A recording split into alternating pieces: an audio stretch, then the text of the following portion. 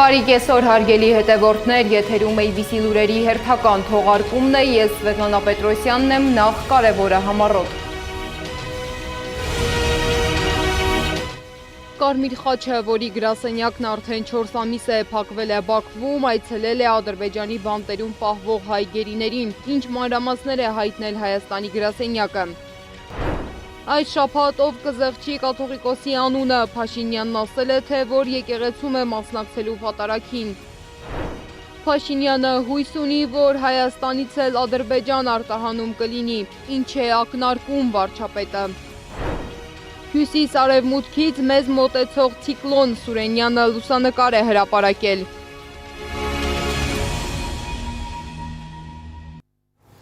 Հակակոռուպցիոն կոմիտեն բացահայտել է Պաշտպանության նախարարության են զորամասում դիզելային վառելիքի հափշտակության դեպք։ Նախաքննությամբ պարզվել է, որ գումարտակի հրամանատարի տեղակալը եւ պահեստապետը գործածելով իրենց ծառայողական դիրքը 700 լիտր վառելիք դուրս են բերել զորամասից եւ վաճառել գումարը բաժանելով միմյանց միջև։ Հետո փորձել են նույնքեր դուրս բերել եւս 2 տոննա վառելիք, բայց այս անգամ չեն հասցրել։ Պահեստապետին բռնել են տեղում։ Գործը հայտել է հակակոռուպցիոն կոմիտեն, վնասը վերադարձվել է պետությանը, վարույթը ավարտվել է եւ ուղարկվել հակակոռուպցիոն դատարան։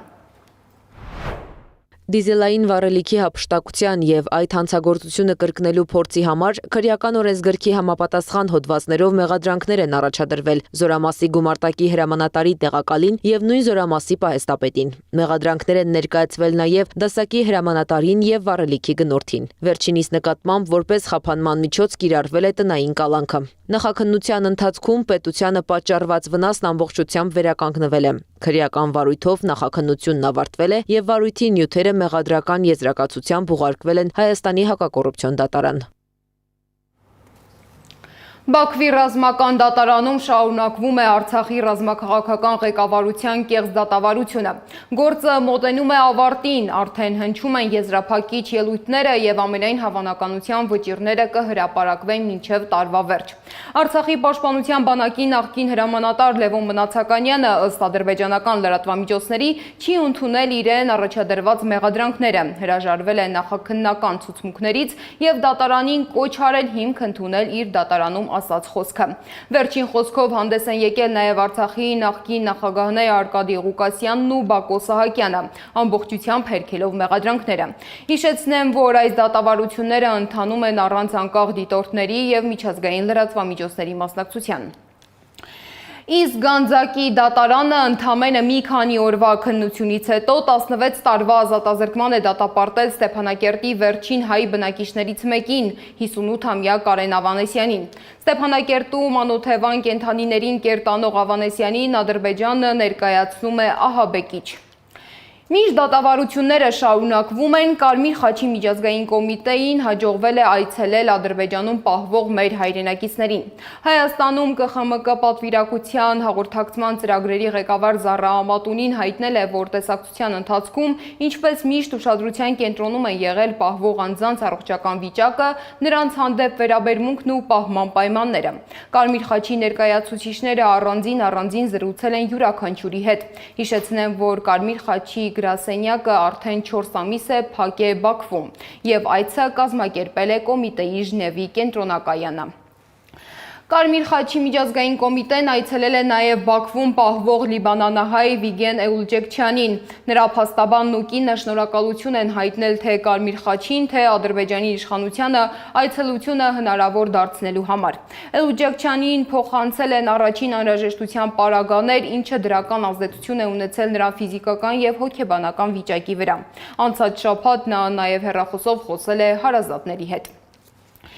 Այս ամենի ֆոնին Փաշինյանը այդուամենայնիվ հույս ունի, որ Հայաստանից էլ Ադրբեջան արտահանում կլինի, սակայն հասարակությունը դեռևս չի մարսում ադրբեջանական բենզինի վաճառքը Հայաստանում։ Հայաստան-ադրբեջանական բենզին են ներկրել երկու ընկերություն՝ Մեգատրեյդ եւ Շիշավոլդը, ով է փոխում խաղի կանոնները, ռեպորտաժում։ Երևանում քանդում էին ապօրինի բենզալցակայանները, բայց դրանց տեղում նորերն են աճում։ Նույն հասցեներով, նույն խախտումներով, նույն սեփականատիրոջ անունով։ Ահազանգը հնչեցնում է ակտիվիստ Արթուր Չախոյանը։ Նրա խոսքով նախորդ տարի չթույլատրված հատվածներում կառուցված շուրջ 40 բենզալցակայանների քանդումից հետո նույն վայրերում այժմ կառուցվում են արդեն գալֆ բենզալցակայանները։ Նույն նորմերի խախտումով, ինչը որ քաղաքապետարանը քանդեց, նույն նորմերով էլ խախտումով կառուցեցին գալֆ բենզալցակայանը, որը արդեն ակնհայտ է դառնում, որ դա քաղաքական որոշման արդյունքում է եղել այդ կոռուպցիոն հովանավորչությունը, բոլորին էլ հայտնի է, որ գալֆ բենզալցակայանները ում է պատկանում։ Խոսքը Խաչատուր Սուքյասյանին պատկանող ընկերությունների մասին է։ Նրա մյուս ընկերությունը Ռանոյլը արդեն վաճառում է Ադրբեջանից ներկրված պրեմիում բենզին, ռուսականից մոտ 90 դրամով էժան։ Մինչդեռ Սուքյասյանին պատկանող գալֆը հայտարարում է, ադրբեջանական պրեմիում չի վաճառում։ Չախոյանը այդ հայտարարությունը տրամաբանական չի համարում։ Ասում է, Երևանում Ռանոյլի ընդամենը 2 կետ կա։ Դրանցից մեկը արդեն քանդվել է, եւ դրա փոխարեն կառուցվում է գալֆ։ Հետևությունը ըստ նրա ակնհայտ է։ Միասնիկյան պողոտայում առանց շինարարական թույլտվությամբ Run Oil բենզալցակայանի տեղը վերակառուցվում է եւ այդտեղ գալֆն է կառուցվելու եւ հենց Երևանի քաղաքապետարանի պաշտոնական գրությամբ հաստատվում է, որ այդ ամենը առանց շինարարական թույլտվությամբ է։ Վառելիքի շուկայում գործող մյուս խոշոր ընկերություններում ռուսական պրեմիում բենզինի գինը շարունակում է մնալ 520 դրամ։ Ֆլեշ ընկերությունում ասում են, դա իրենց ինքնարժեքն է եւ գնիչեցում անել չեն պատրաստվում։ Եթե ինքնարժեքը բարձր եղավ, ես չեմ դուք ոնց եք կարծում, կարող է ինքնարժեքով բարձր ապրանքը չի հավասարի այդ ձենը։ Ապրանքը բերվել է ինքնարժեքով ցածր է եղել, իրանք են որոշում իրանք վառելիքի ինչ գնով վաճառում։ Հայաստանում վառելիքի շուկայում գործում է ընդամենը 4 խոշոր խաղացող։ Տնտեսագետ Սուրեն Պարսյանի խոսքով ներկայում շուկայից դուրս մղվելու վտանգ չկա, սակայն իշխանության հետ կապվող գործարքները կարող են փոխել խաղի կանոնները։ Եթե այս գործարքը իշխանության աջակցությամբ, միջնորդությամբ շարունակվի, ապա շուկայում վերաբաշխում է լինելու։ Այսինքն, եթե այս պահին CPS-ը ֆլեշին բաժին ընկնում շուկայի 60%-ից ավելին, ապա կարող է կտրուկ նրանց մասնաբաժինը նվազել, որովհետև իշխանական աջակցության կամ իշխանական պայմանավորվածությունների շնորհիվ նոր այս խաղացողները կարող են խաղի կանոնները փոխել, վերաբաշխումներ կատարել վառելիքի շուկայում։ Մրցակցության պաշտպանության հանձնաժողովում այլ կերպ են նայում խնդրին։ Հանձնաժողովի անդամ Աննա Պետրոսյանը կարծում է, գնի տարբերությունը շուկայում վճռորոշ չէ։ Օրինակ մենք ունենք ընկերություն, որը ավելի թանկ է համեմատաբար ավելի բարձր գնով է վաճառում, քան մյուս 4 ընկերությունները, շել ընկերությունը, բայց ընկերությունը կարողանում է շուկայում իր դիրքը պահպանել, կարողանում է վաճառել իր բենզինը եւ կարողանում է ստեղծել է իր սեգմենտը, ովքեր ձեռքբերում են իրականացնում ընկերությունից։ Մինչ պետական կառույցները շուկան նորմալ են գնահատում, քաղաքում շարունակում են կառուցվել բենզալցակայաններ առանց թույլտվության։ Եվ խնդիր է դառնում ոչ միայն վաճառքի անհավասար պայմանները, այլ այն, ով ունի արտոնություն խախտելու օրենքը, իսկ ով ոչ։ Մոսկվան դրական դինամիկա է տեսնում Բաքվի եւ Երևանի երկխոսության մեջ, հայտարարել է Ռուսաստանի Դաշնության արտաքին գործերի նախարարության պաշտոնական ներկայացուցիչ Մարիա Զախարովան։ Նրա խոսքով տրանսպորտային ենթակառուցվածքների ապաշրջափակման գործընթացները, ներառյալ Ադրբեջանի տարածքով Հայաստան-ռուսական հացահատիկի մատակարարումների շարունակումը վկայում են տարածաշրջանային գործակցության խորացման մասին։ Զախարովան նշել է, որ այս ամենը եւս մեկ անգամ ընդգծում է 3 գումարած 3 տարածաշրջանային ձևաչափի կարևորությունը։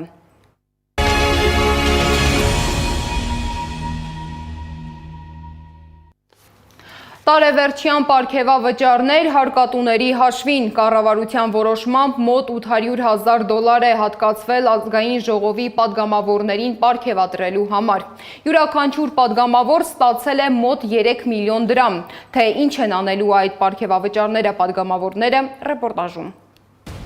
Տարեվերջյան նվերներ հարկատուների հաշվին։ $800,000 ազգային ժողովի падգամավորներին պարգևատրելու համար։ Յուրաքանչյուր падգամավոր ստացել է մոտ 3 միլիոն դրամ։ Ոչ աշխատանքի արդյունքի, ոչ օրենսդրական հաջողության, այլ պարզապես տարեվերջ լինելու համար։ Գումարը ձևավորվել է 2 մասով։ Առաջինը ամանորյա պարգևավճարն է, երկրորդը կառավարության որոշմամբ իրականացված բյուջետային վերաբաշխումը պարգևատրումների ավելացման նպատակով։ Падգամավորներից մի քանիսը արդեն հայտարարել են ինչ են անելու ստացված գումարով։ Հայաստան խմբակցության падգամավոր Արթուր Խաչատրյանը նշել է, իրենց խմբակցությունը պարգևավճարները կուղղի բարեգործական ծրագրերի։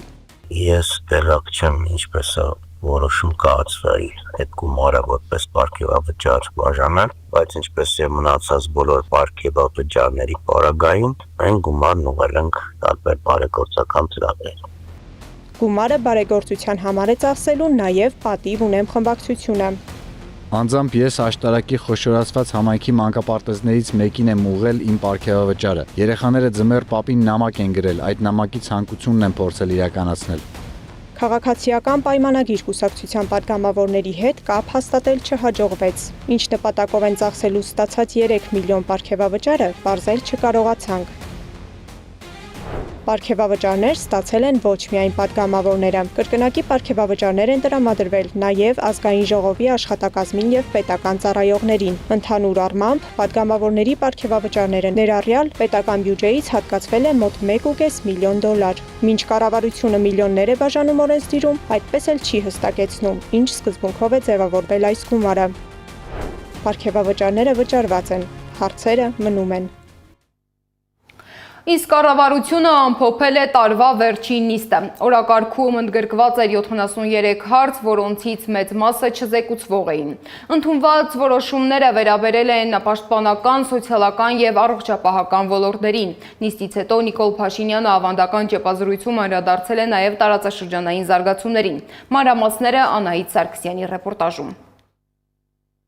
Կառավարության տարեվերջյան նիստներ, բայց ոչ ամփոփումների, ոչ էլ հաշվետվության։ Կառավարությունը 2025 թվականն ավարտեց 2 որոշումով, որոնք նույնիսկ չզեկուցվեցին, բայց քաղաքական աղմուկը երաշխավորված էր։ Առաջինը հունվարի 1-ից փակվում է Շողակաթ հեռուստաընկերությունը։ Երկրորդը Մայրաթոր Սուրբ Էջմիածինը զրկվում է պետության եւ համայնքների հողերը սեփականության իրավունքով ստանալու հնարավորությունից։ Անհատույց սեփականության իրավունքը փոխարինվում է անհատույց օգտագործման իրավունքով։ Այսուհետ հողապետությանն է, եկեղեցին պարզապես օգտագործող։ Այս ամենը չզեկուցվող հարցերի փաթեթում։ Հաջորդ թեման առողջության համընդհանուր ապահովագրությունն էր։ Կառավարությունը այնտեղ նաև կառավարության նիստն է, որը ինչի մասին չխոսվեց ստեղ, այդ նշանակում է այդ հարցը չի լուծվելու։ Փաշինյանը հորդորեց քաղաքացիներին ամեն դեպքում հունվարի 1-ից չգրոհել առողջապահական համակարգը եւ չհամարել, թե առողջապահության համակարգի սեուրբաթ է։ Ոչ բժշկական կենտրոններն են փախնելու,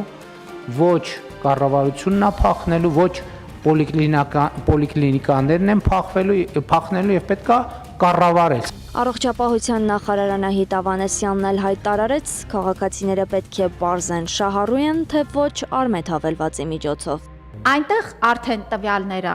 երևում է դուք ինչքան է անձը ապահովագրավճար վճարելու այն մարդկանց համար, ում որ պետությունն է ապահովագրելու, որ պետությունն է նրանց համար ապահովագրավճարը վճարել, ակտիվացման ամսաթիվը, փաթեթի մեջ ներառված ծառայությունները։ Նիստում անդրադարձան նաև Արցախից բռնի տեղահանվածների սոցիալական աջակցության ծրագրերին։ Առանձին խմբերի համար գործող ծրագրերը երկարաձգվեցին ևս 1 տարով։ Աշխատանքի եւ սոցիալական հարցերի նախարար Արսեն Թորոսյանը ներկայացրեց նոր կարգավորումները նրանց համար, ովքեր տարբեր պատճառներով չեն կարողացել օգտվել հավաստագրերից։ Մենք նրանց հնարավորություն ենք տալիս գրանցվել մեր սոցիալական բնակարանային ֆոնդի ծրագրում, որպես հերթացուցակում, որպես պոտենցիալ այդ բնակարանային ֆոնդի շահառու, բայց քանի որ այդ պահին մենք հավանաբար չենք կարողանալու իրենց տանք այդ բնակարանային ֆոնդը, որովհետև այդքան բնակարաններ դեռ չունենք, նրանց տալու ենք մասնակի փոխհատուցում վարձավճարի 40,000 դրամի չափով։ Իսկ կառավարության նիստից հետո Նիկոլ Փաշինյանը ճեպազրույցի ընթացքում հիշեցին խոստումները։ Մենք կունենանք կապսի ջրամբարը եւ ոչ միայն։ Հետո էլ Ալիևին շնորհակալություն հայտնեց 3 կարևոր արգելքները վերացնելու համար։ Ցորենի ներկրման արգելքի վերացում։ Խոսքը վերաբերում էր Ցորենի ներմուծման սահմանափակման վերացմանը, Հայաստանից հակառակողությամբ երկաթուղային անցման արգելքի հանմանը եւ նավթամթերք վաճառելու պատրաստակամությանը։ Իսկ Թուրքիայի հետ հարաբերությունների մասին վարչապետը հայտարարեց. «Պահը հասունացել է։ Պետք է լինեն քայլեր սիմվոլիկ կամ ոչ սիմվոլիկ»։ Տարեվերջյան նիստը փակվեց առանց զեկույցների, բայց ծանր որոշումներով։ Եկեղեցու համար իրավական սահմանափակում, հանրության համար անորոշություն, արտաքին ուղղությամբ նոր պատրաստակամություններ։ Անահիտ Սարգսյան, Անդրանիկ Մանսուրյան, ABC Media։ Առավել քննարկվող որոշումներից մեկը վերաբերում էր Մայրաթոր Սուրբ Էջմիածնին։ Պետությունը սահմանափակում է եկեղեցու հողային իրավունքները, պնդելով, որ դրա անհրաժեշտությունը չկա, քանի որ օրենսդրությամբ արդեն գործում է այլ կարգավորում։ Թեմայի մանրամասները Անի Աբաղյանի ռեպորտաժում։ Մայրաթոր Սուրբ Էջմիածինն այլևս չի կարող պետության կամ համայնքների հողերը ստանալ սեփականության իրավունքով։ Կառավարությունն է որոշել տարեվերջան նիստին։ Հարցը դրվում է քվեարկության չզեկուցվող հարցերի փաթեթի մասին է խոսքը, ովքեր են կողմ դրա ընդունմանը, դեմ չունենք, չզեկուցվող հարցերի փաթեթը ընդունված է։ Մայրաթորին հողամասերը կարող են տրամադրել միայն անհատույց օգտագործման իրավունքով առանց սեփականության փոխանցման։ Նոր կարգավորմամբ պետությունն է ստանձնում հողերի նկատմամբ սեփականության իրավունքը, իսկ եկեղեցին կարող է դրանք գործածել միայն սահմանված նպատակներով։ Հակաեկեղեցական արշավի շրջանակում Փաշինյանի հերթական քայլն է արդեն օրենսդրական դաշտում, նշում է փաստաբանը։ Այսպիսով սահմանափակվում է Մայրաթորի հնարավորությունը համայնքային հողերի նկատմամբ։ Սա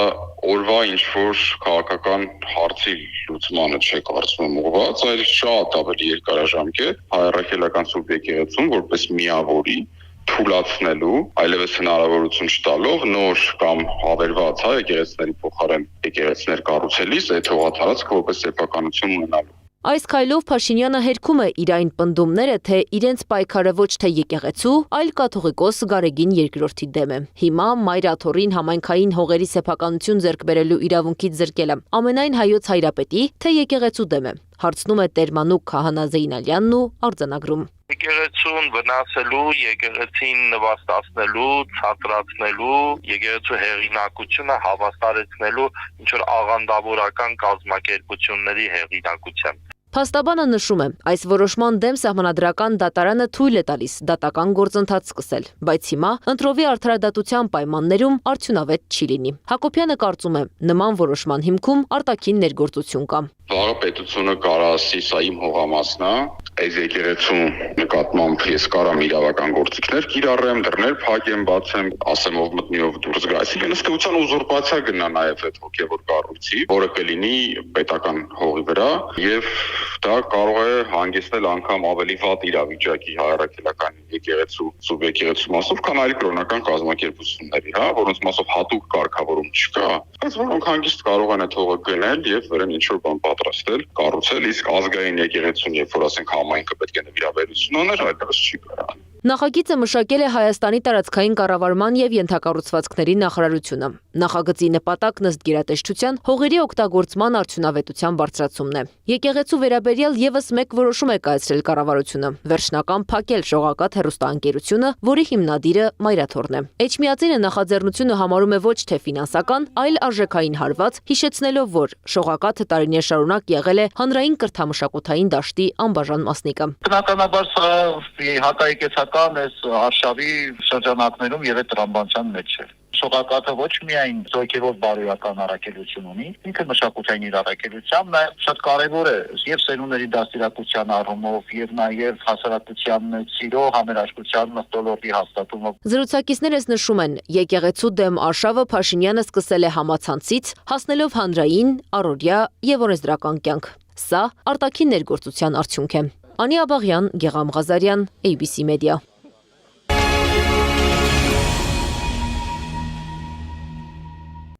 Շիրակի թեմի առաջնորդ Միքայել arczepiskopos Աջապահյանին առայժմ չեն վիրահատի։ Իզմիրյան բժշկական կենտրոնից հայտնում են, որ արյան մեջ շաքարի մակարդակը բարձր է եւ անհրաժեշտ է նախ կարգավորել այն։ Միայն դրանից հետո Միքայել Սրբազանին կպատրաստեն վիրահատության։ Մինչ այդ Էջմիածնում ժամերկություն է կատարել Տեր Վրդանես Քահանա Բաղալյանը։ Սրտի կաթված տարած, տենդավորված եւ հիվանդանոցից նոր դուրս գրված քահանան ժամերկության ընթացքում խոսել է անազատության մեջ պահվող իր հոգեվոր եղբայրների մասին։ Հայաստանյան առաքելական Սուրբ Եկեղեցու հայաստանյան թեմերի առաջնորդ Սրբազան հայրերի կեսը Վերաքննիչ դատարանը վերացրել է անհետ կորած զինծառայող Սարգիս Ղուկասյանի հորեղբոր Արսեն Ղուկասյանի նկատմամբ կիրառված տնային կալանքը։ Ղուկասյանը նոր տարին կդիմավորի ազատության մեջ, տեղեկությունը հայտնել է նրա փաստաբան Տաթևիկ Սողոյանը։ Հաջորդ դատական նիստը նշանակված է 2026 թվականի հունվարի 23-ին ժամը 10:30-ին Նոր Նորքի դատարանում։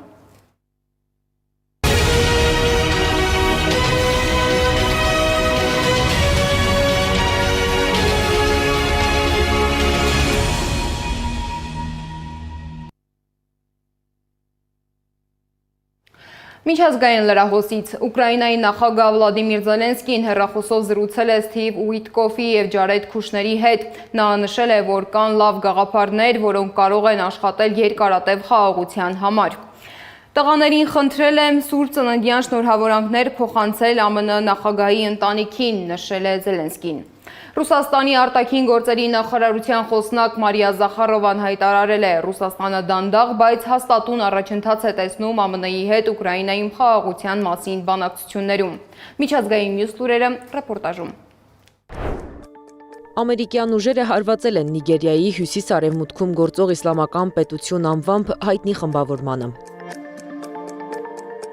Միացյալ Նահանգների նախագահ Թրամփի խոսքով գործողությունն իրականացվել է ի պատասխան քրիստոնյաների դեմ իրականացվող զանգվածային բռնությունների։ Թրամփը նշել է, որ Միացյալ Նահանգները թույլ չի տա արմատական իսլամական ահաբեկչության տարածումը եւ շարունակելու է վճռական քայլեր ձեռնարկել։ Նա նաև հավելել է, որ հարվածներն իրականացրել է Պենտագոնը եւ դրանք եղել են ճշգրիտ ու հզոր։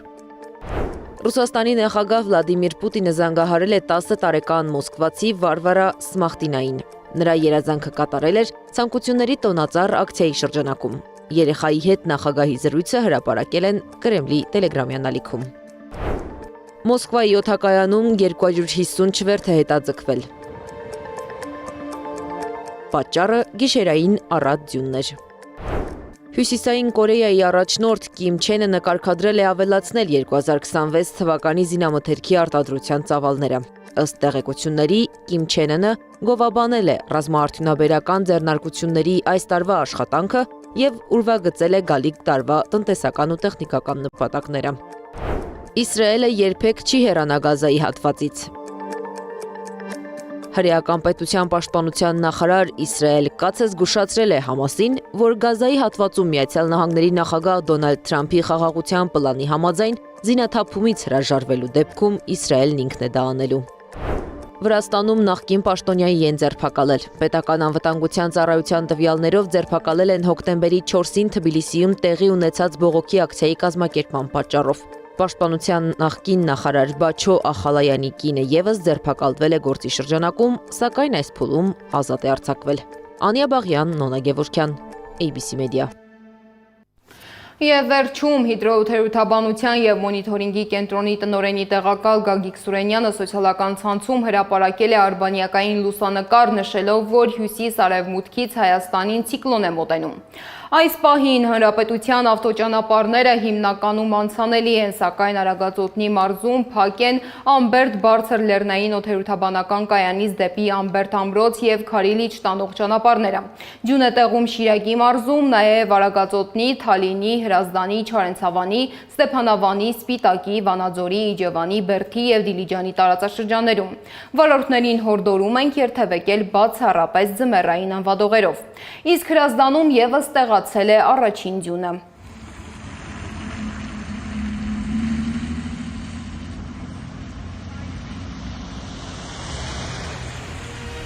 Այս ժամի համար նախատեսել էինք այսքանը, շարունակեք հետևել մեզ YouTube-ում, Facebook-ում, Telegram-ում, WhatsApp-ում, Instagram-ում ու TikTok-ում կամ այցելեք մեր պաշտոնական կայք 3w.abcmedia.am։ ABC լուրերի հաջորդ թողարկումը եթերում կլինի ժամը 15-ին։ Ես Սվետլանա Պետրոսյանն եմ, բոլորիս աշխատանքային արդյունավետ օրվա շարունակություն։